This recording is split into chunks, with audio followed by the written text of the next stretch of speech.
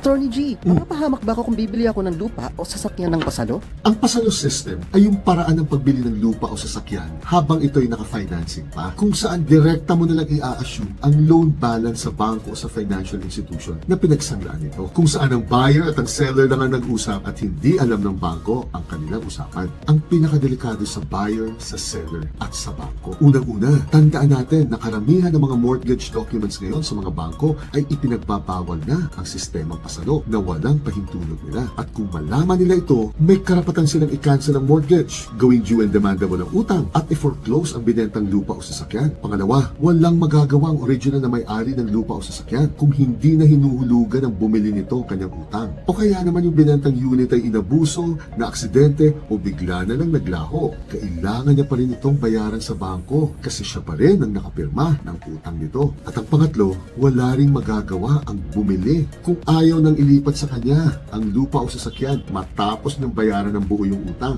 Kailangan niya pa itong kasuhan at habulin ang kanyang karapatan sa hukuman. Kaya ang payo ko, kung kaya naman ninyo, iwasan niyo na ang usapang pasalo. Pero kung talagang papasok kayo dito, mas mainam kung ang katransaksyon ninyo ay yung mga malilapit na kaibigan o kamag-anak na lang at idokumento niyo lahat sa pamamagitan ng isang deed of assignment with undertaking. Juliet!